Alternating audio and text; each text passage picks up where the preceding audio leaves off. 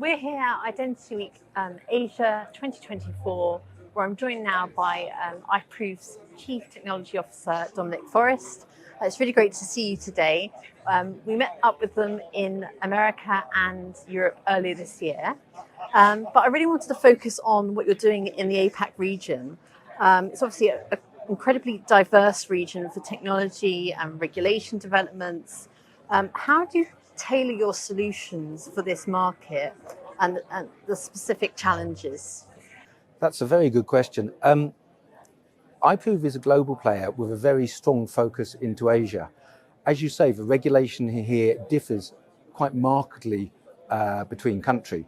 And it's very important that any solution such as ours, a biometric solution, can meet not just the regulation within the country, but also the expectations of both the citizens and the organizations in the government there.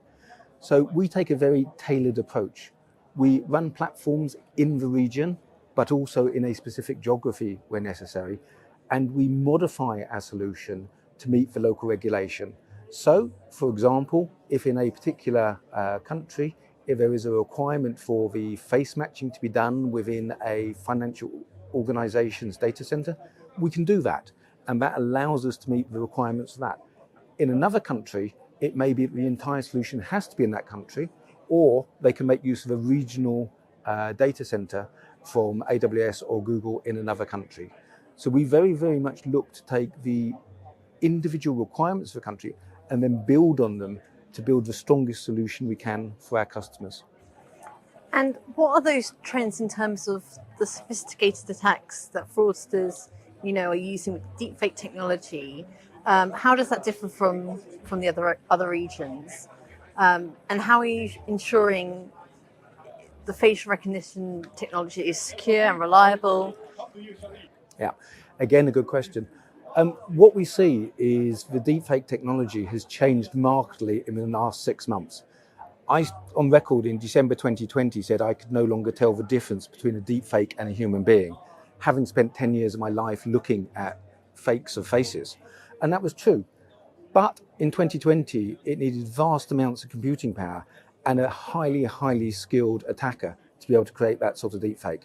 Today, any teenager with a decent gaming PC can download open source software and be up and running in 30 minutes and do a deepfake that is indistinguishable from a human being that neither I nor you can recognize on a Zoom call, on a Teams call, or against a system such as ours. We've actually seen the globalization of these attacks. So this has become less regional specific.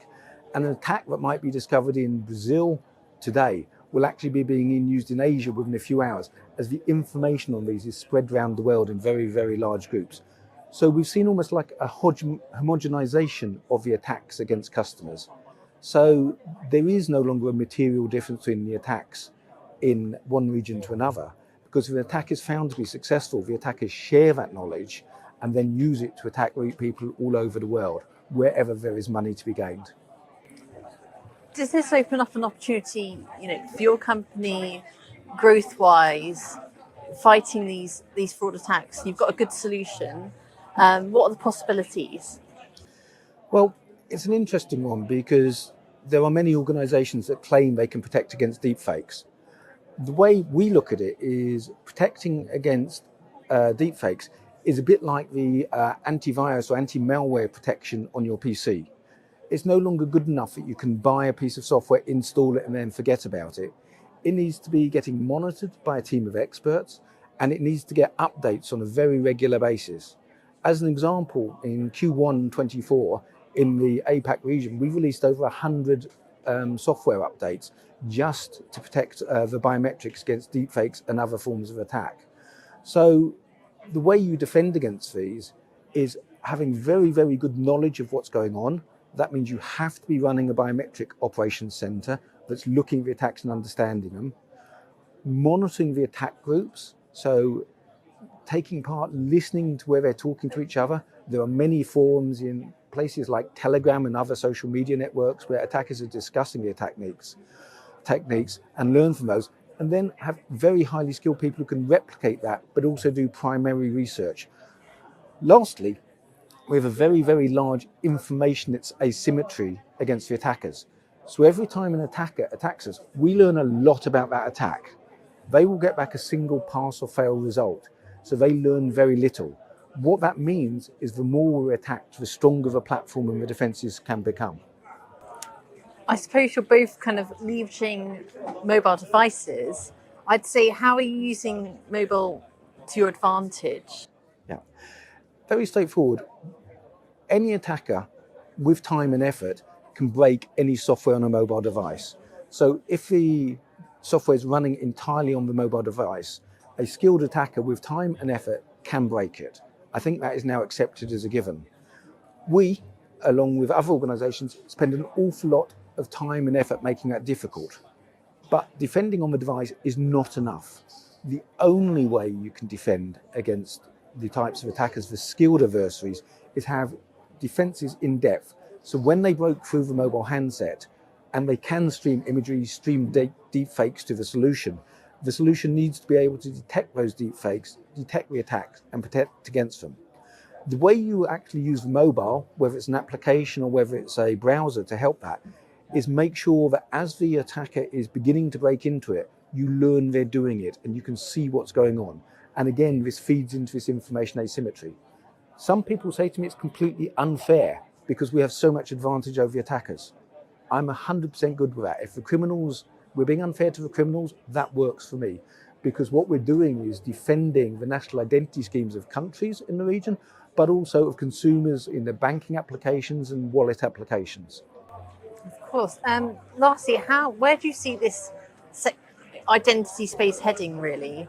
And the emergence of new technologies, AI, can we use those to our advantage to get ahead of the... Yeah, absolutely.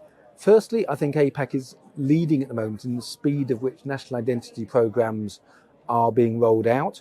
So it's very, very exciting to see a number of other countries in the region starting to roll out national identity schemes and build on that. There's some great statistics about how rolling out a national identity scheme and having a digital identity fuels economic growth. So as well as the convenience for the consumer, this is about growing the economies of these countries. And to see the uptake in the region is exciting. Secondly, the only way to protect against the machine learning, against the computer vision that's being used to attack the systems now, is exactly to use machine learning and computer vision.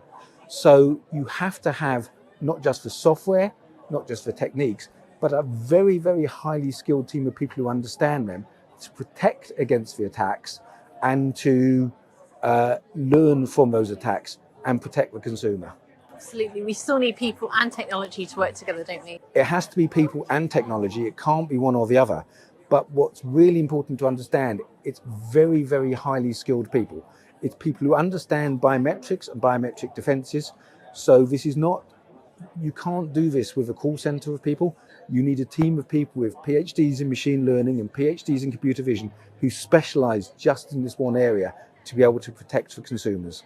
Thank you so much for talking to me today. It's been a pleasure. Thank you.